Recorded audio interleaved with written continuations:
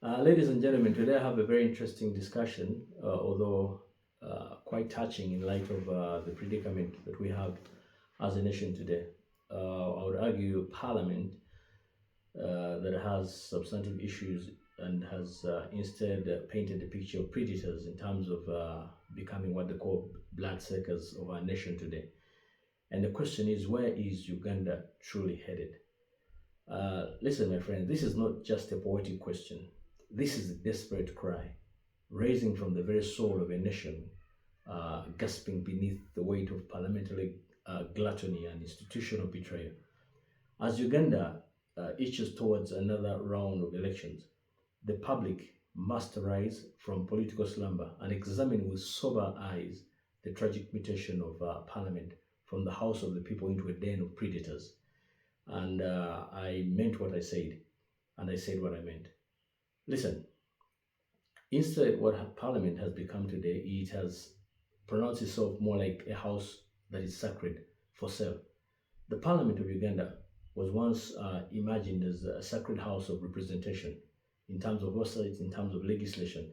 It was to be a fortress of justice where the cries of the ordinary citizen would actually be echoed in terms of debates and in terms of laws and resolutions. But today, it stands hollowed out as a rubber stamp in terms of institutional, in terms of bloated by numbers and even deflated in terms of morals. With over 500 members of parliament, its rank basically as one of the most expensive legislatures in the world, yet delivers the least in terms of public trust. It's no longer a place where the ideas are actually weighed.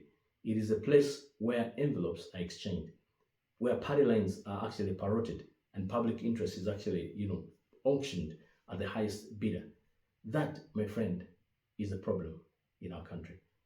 We will argue and say that for decades, as far as parliament is concerned, it has been now presented itself as a facade of deals and not debates. Let us not sanitize what is happening. Over the years, and especially under the NRM regime, for example, parliament has evolved into what you want to call a cartel of consumption. Argue, for example, in light of the infamous 2000 bribe list vote to remove the presidential term limit, for example, to the militarized 2017 amendment that actually, scrapped the age limit, for example. Parliament has repeatedly betrayed the constitutional mandate and has allowed Uganda to slide into a de facto dictatorship. Listen, my friends, these weren't legislative decisions. There were actually transactions exchanged in silence, sealed in corruption, and even celebrated with pigs. Imagine members of parliament as merchants of misery. Every decision that takes place in that August House should be reflective of the cries of the ordinary people, as far as we're concerned. Every election cycle, we see members of parliament, for example, parading themselves as servants of the people.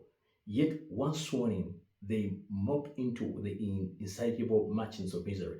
Yeah, living lavishly at the expense of every poor person that they sought to serve. Each member of parliament, for example, earns about 30 million per month, not including seating allowances, fuel cards, or even foreign travel, or even medical insurances abroad, and even fully furnished offices. Just for example, in 2022, they shamelessly accepted about 100 million shillings in terms of so-called constitutional facilitations bonanza. And in the middle of an economic despair, most of the country couldn't even afford school fees or even medical bills. But Parliament was in, a feeding frenzy. But it didn't even stop there. Barely 2 months ago, another 100 million was actually quietly deposited into the accounts of these MPs, and this time under even muskier circumstances. While no official justification can actually be given, why this money was actually given, many observers draw a direct link between the sudden payout and the passage of controversial bills, for example, even acts that ultimately would actually affect the ordinary people.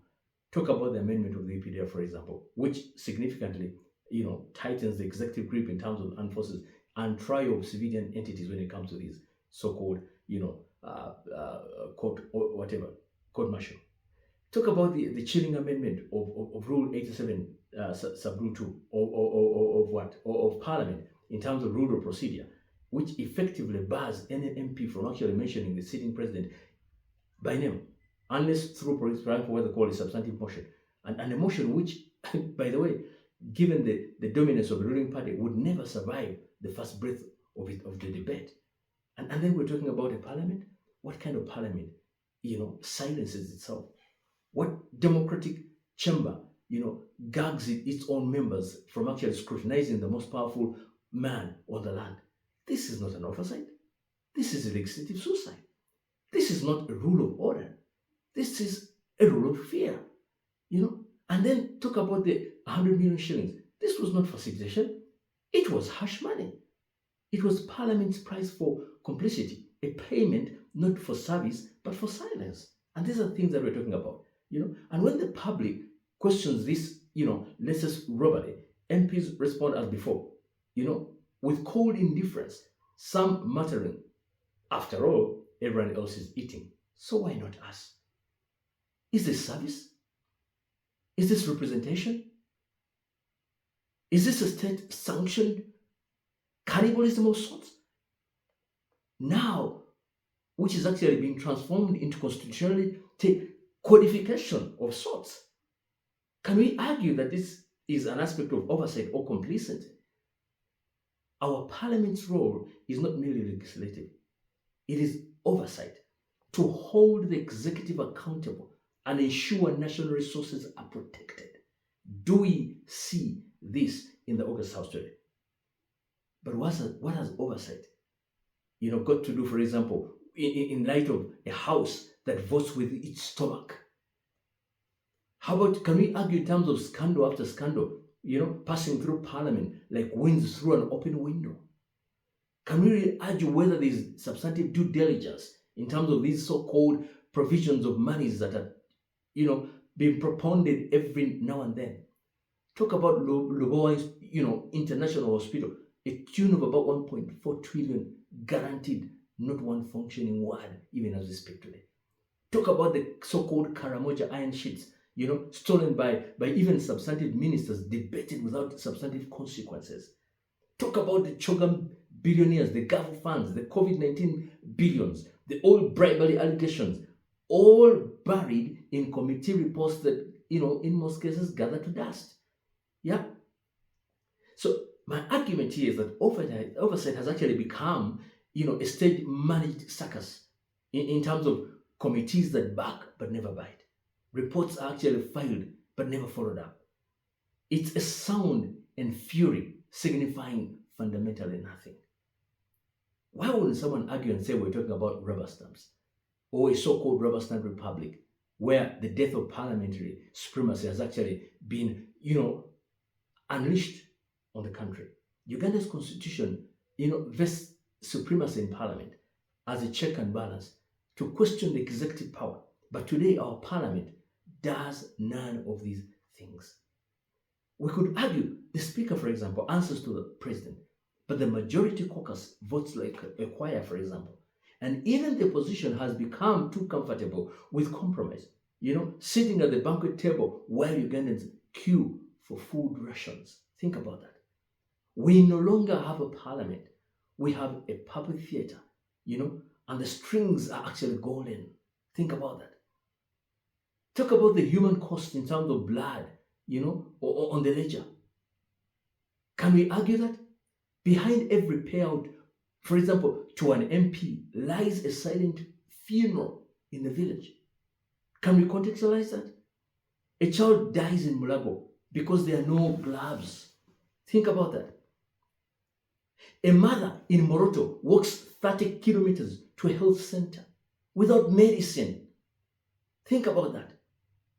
And we have individuals who are comfortably moving out, sweeping the world left, right, and center. A teacher in Bundibujo gives up her 10 months unpaid salary simply because there is no money. A youth with a degree sells onions on the roadside simply because there are no amenities to address the challenge, the youth unemployment that we have today. Or even talk about in time you've got to help them, blossom or give them some kind of suffrage. This is not, theoretical. This is practical. This is a matter by misallocation. It is the blood on the ledger, blood on Parliament's hands. So my discussion today is in light of the voters' verdict. Come 2026, let this be the defining crossroad. As we approach the next general election, Uganda must ask itself some of the uncomfortable questions. Why do we keep voting for those who feast as we starve? Why are we candidates, judged by how much money they dish out, not by what laws they actually pass? Why do we settle for empty manifestos for those who show up only to buy us, never to build us? Can we answer those questions? The tragedy of Uganda is not only that leaders steal, it is that the public often elects thieves knowingly, then complains in whispers when the meal is actually stolen from their children. Can we think and debate some of these substantive issues? What is my plea, ladies and gentlemen? My plea is reclaiming the house or bury the nation.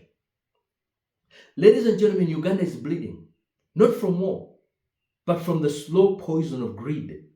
If Parliament remains unchecked, Uganda will collapse. Not in one explosive moment, but in daily drops of disappointment until there is nothing left to betray. We must no longer ask, what is government doing for us? We must begin to ask, what are we allowing it to do for us? That, my friend, is the question. Listen, my friend, the next election must not be about political parties.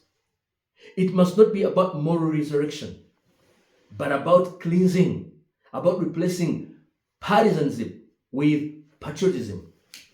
Let us rise. Let us remember. Let us vote not with our bellies, but with our own brains. Let us restore Parliament, not as a place of power, but as a hall of honor. Or we will lose the Republic to the parasites who call themselves our representatives. Listen, my friends, that is being a drum major. My name, once again, is Isaac Christopher Logo. Find our books at blueberg.org and suegeneislawup.com. God bless you, and thank you for your attention.